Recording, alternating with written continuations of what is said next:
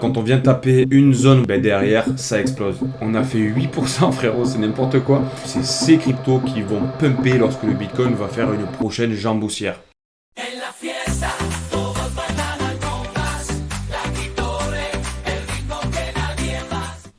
Ça fait mal au cul, hein. Mais bon, c'est comme ça, frérot. En tout cas, salut à toi. On se retrouve pour un crypto daily de la crypto brève. On va aller voir ensemble les news du marché. C'est parti. Bon, comment passer à côté du prix du Bitcoin? Forcément, il a cassé la boîte, donc on va en parler un petit peu. Puis ensuite, on ira voir quelques détails autour du marché.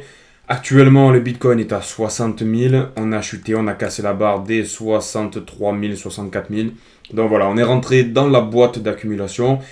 À voir ce qui va se passer. Dans tous les cas, c'est certainement pas fini. Il y a moyen qu'on aille retester la barre des 57 000.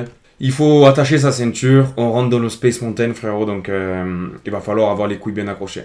Bon, en termes de nouvelles, pourquoi est-ce que le Bitcoin est-il tombé sous la barre des 63K de dollars? Alors, qu'est-ce qui s'est passé selon le PDG de CryptoQuant, qui est un site pour analyser les données on-chain? On a les traders baleines qui parient sur le prix du futur de Bitcoin, qui ont fait un pas en arrière et qui forcément ont retiré des positions et ont arrêté de faire une force acheteuse. Donc forcément, ça se traduit par une baisse du prix. Donc la correction continue. Ce qu'on peut voir aussi avec l'IFP, qui est l'Inter-Exchange Flow Pulse. Grosso modo, en fait, ça va suivre les pulsations et les mouvements du Bitcoin entre les marchés au comptant, les marchés spot et les marchés dérivés. Et on est rentré un petit peu dans le rouge. Donc après, qu'est-ce que ça veut dire? Quand on a des petits bandeaux rouges sur l'IFP, en général, ça présage une hausse. On passe en zone verte.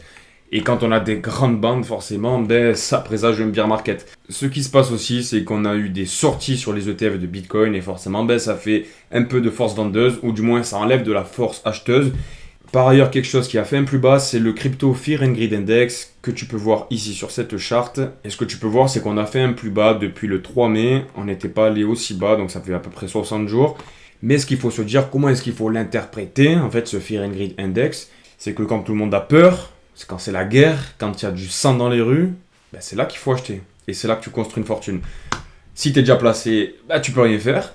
mais regarde, pour te donner un exemple, le 2 mai 2024, le Fear and Greed était descendu à 43. Donc on va aller voir sur la charte le 2 mai 2024. Comme tu peux le voir, le 2 mai 2024, en fait c'était ici.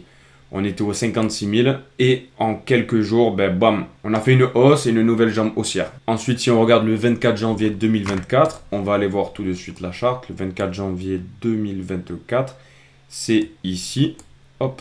Ça avait entraîné une jambe haussière et ça avait initié la première phase de bull run, si tu veux, même si c'était pas un bull run. On avait quand même eu de beaux gains, quand même, mine de rien. Et je pourrais te faire toutes les dates, mais en général, quand on vient taper une zone vraiment pivot sur le Fear and Greed, derrière, ça explose. Et c'est quand même cyclique, c'est quand même flagrant. Si tu veux, t'as qu'à aller voir le Fear and Greed, tu pourras t'en rendre compte par toi-même. Un sentiment qui est plutôt étrange dans la crypto-monnaie et dans l'investissement, surtout quand c'est ton argent, tes capitaux, c'est qu'on a l'impression que quand tout baisse, que ça va jamais remonter et que ça y est, en fait, c'est la fin du monde, c'est la fin des cryptos. Et les médias s'en chargent bien pour nous donner ce sentiment et cette petite saloperie qui est au fond de ta tête, tu vois. Mais si tu regardes depuis des années, que ce soit dans le Bitcoin depuis 15 ans ou même dans les investissements en général, on a toujours des cycles. On a des hausses, des baisses, des hausses, des baisses, un peu comme des pulsations. Mais si tu dézoomes, frérot, c'est comme ça, tu vois, ça monte vers le haut. Donc dis-toi bien une chose, c'est que le Fear and Greed, c'est pas quelque chose d'absolu. Quand tu viens taper une zone clé, c'est survendu et forcément, il y a des gens qui sont intéressés, qui re-rentrent. Et puis voilà, et ça tourne en boucle. Le hamster tourne dans sa roue et la boucle est bouclée et la retourne à tourner, pour ceux qui ont la référence. Ensuite, comme tu peux le voir avec cet article, on a les frais d'ETH et les revenus de mineurs BTC dont je t'ai parlé hier qui diminuent. Comme tu peux le voir avec les frais d'Ethereum, on a fait un plus bas depuis 2020. Donc les blockchains sont à l'arrêt, donc forcément il n'y a plus de nouveaux acheteurs, il n'y a plus d'argent neuf si tu veux. Et ce qui est plutôt marrant, c'est qu'en fait c'est dans ces périodes-là où les gens construisent le plus et il y a pas mal de choses qui se créent, notamment dans l'écosystème Bitcoin. Je pourrais t'en parler dans un autre crypto daily. BTC c'était un peu vu comme une valeur refuge il y a de ça quelques mois. Et maintenant on commence à voir vraiment des applications de crypto, ceux qu'on pouvait voir anciennement sur des altcoins. Donc tu vois ces phases où tout le monde se réfugie dans Bitcoin et tout le monde commence à prendre conscience que Bitcoin c'est vraiment une putain de valeur refuge. Je pense que ça va amener pas mal de liquidité dans Bitcoin et que le narratif Bitcoin va prendre un peu plus de place. Donc je vais vraiment me concentrer un peu plus sur le Bitcoin. Comme tu peux le voir avec cet article, on a les Layer 2 sur Ethereum qui ont fait des progrès significatifs sur la technologie, sur la recherche dans la blockchain. Mais dans un second temps, le truc qui est vraiment une catastrophe, c'est pour les investisseurs de ces Layer 2. Parce que la tokenomique est complètement à chier. Tu peux le voir avec le token Starknet, avec les ZK-Sync, avec les Arbitrum. Ils ont besoin d'argent pour investir et pour payer des développeurs, des chercheurs, etc. Mais les gens ne veulent pas donner l'argent parce qu'ils savent qu'ils vont se faire dumper. Enfin, c'est comme si tu faisais un don à une association, tu vois. Alors que si on est là, malheureusement, ben, c'est quand même pour l'investissement et c'est pas pour faire des dons, tu vois ce que je veux dire. Donc c'est un peu le serpent qui se mord la queue et je trouve que voilà, c'est un peu mal fait. Il faudrait revoir un peu le mécanisme d'investissement parce que je pense que voilà, les gens ils commencent à en avoir un peu ras-le-bol. Et ce qui revient un peu plus à la mode, ben, c'est des proof of work.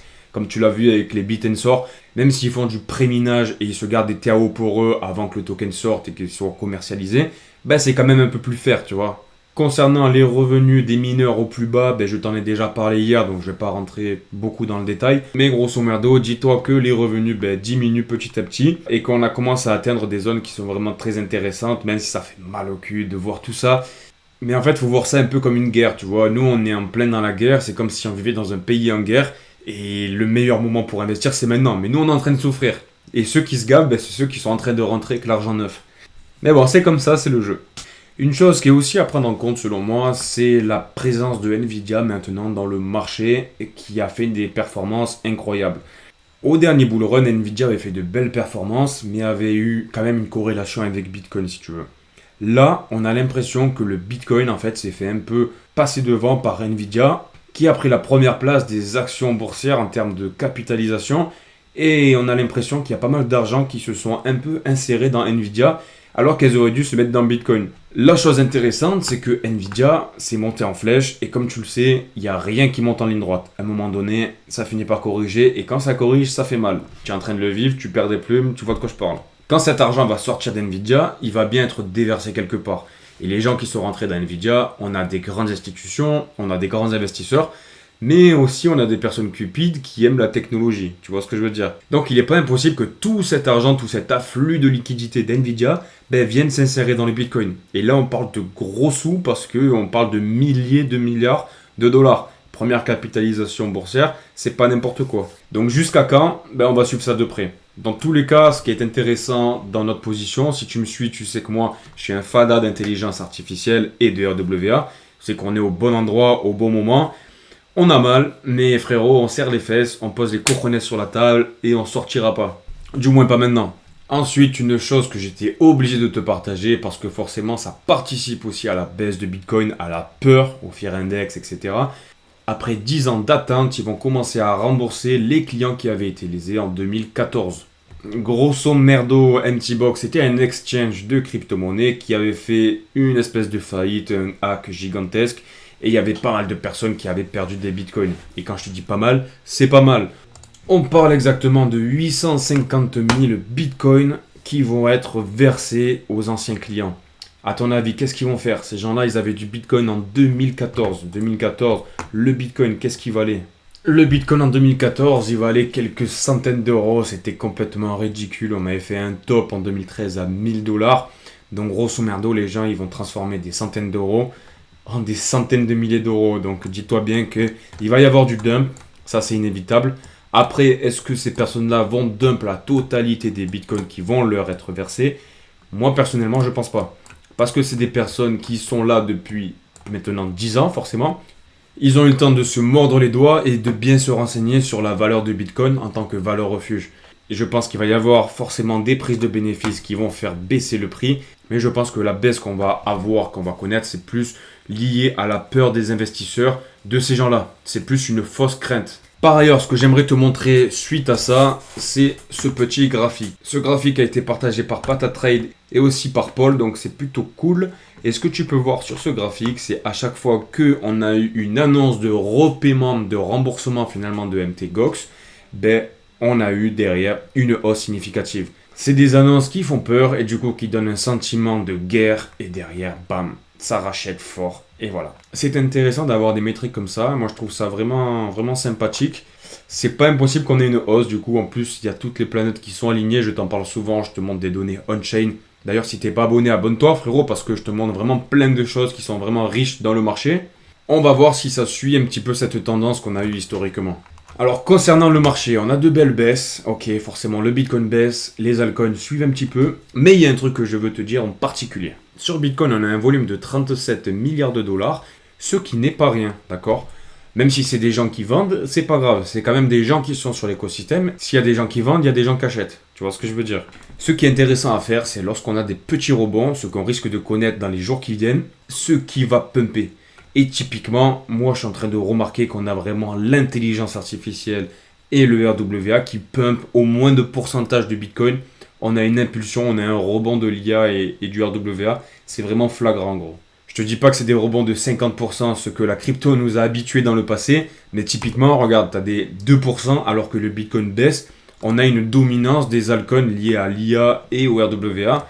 On a du 2% pour Akash, même si les courbes sont dégueulasses, d'accord? Faut prendre avec des pincettes ce que je te dis. On a l'impression que les gens qui restent dans la crypto-monnaie actuellement, c'est des Rocky Balboa, frérot, et ils ont pas envie de vendre. C'est un peu des gens comme toi et moi. On est là, on sait que ça va partir plus haut et on ne vendra pas, on est chaud. À moins qu'on ait des signes vraiment catastrophiques et qu'on ait une guerre mondiale ou que sais-je. Dans tous les cas, on sait que ça va monter. Et on a l'impression que voilà, ceux qui restent sur le marché, les personnes qui sont là, ben, c'est les gens qui sont holders pour le long terme. Ce qu'il faut se dire, c'est que toutes les cryptos qui sont dans le vert, ben, c'est des cryptos qui montrent de l'intérêt. Et qui, lorsqu'il y a une baisse, ben, il y a des personnes qui sont prêtes à racheter la baisse, à buy the dip. Et il faut les garder en tête parce que c'est ces cryptos qui vont pumper lorsque le Bitcoin va faire une prochaine jambe haussière. On a Rio qui est dans le vert aussi, je t'en avais parlé. On a Flux qui est dans le dépine qui fait 3%. C'est plutôt fou quand même parce qu'avec des chutes de Bitcoin, il faut les faire les 3%. On a Render qui prend 4% alors qu'il est vraiment très capitalisé ce projet-là, tu vois. Render qui est un leader aussi de l'IA et du dépine. On a Agix qui va faire bientôt la fusion, son merge avec Fetch et Ocean Protocol. Il a pris 3,89%. On a RLC aussi dans le dépine et l'IA dont je t'ai parlé. On a Fetch, on a CKB. On a le token Trade de Polytrade aussi qui a fait une belle petite montée, qui s'est fait un petit peu ravaler par le marché. On a fait 8%, frérot, c'est n'importe quoi. On a une baisse du Bitcoin, on a des nouvelles pas ouf avec les 1 million de Bitcoin qui vont être balancés. Et t'as Polytrade qui nous a fait un 9%. Bon, il s'est fait ravaler, mais typiquement, enfin, c'est plutôt fou. Et grosso modo, je ne change pas mes convictions. Je vais rester dans l'IA et le RWA. On va voir ça ensemble. Je vais te faire des présentations aussi de nouveaux projets qui me semblent très intéressants, que j'ai repérés. Pour les gens qui ont de la liquidité. Pour les autres, les gars, je vous rappelle encore une fois, il y a des airdrops qu'il faut faire. Notamment, il y en a un sur Bitcoin que je pourrais te présenter. En tout cas, si tu veux que je te parle de crypto, de données on-chain, de airdrop ou quoi que ce soit, dis-moi-le en commentaire, frérot. Ça me fera plaisir de te rendre service. N'oublie pas que la crypto brève, à votre service, garde à vous, on est là pour vous. Je te parle comme mon collègue, gros, je ne mords pas, donc n'hésite pas à me parler. Dans tous les cas, frérot, c'est tout pour aujourd'hui. Je te dis bonne journée à toi et on se retrouve demain pour un nouveau Crypto Daily. Si tu n'es pas abonné, abonne-toi, lâche un like, un commentaire, ça me fera plaisir de te lire et de te répondre. On se donnera un peu d'énergie dans ce monde de fada. Ciao, ciao!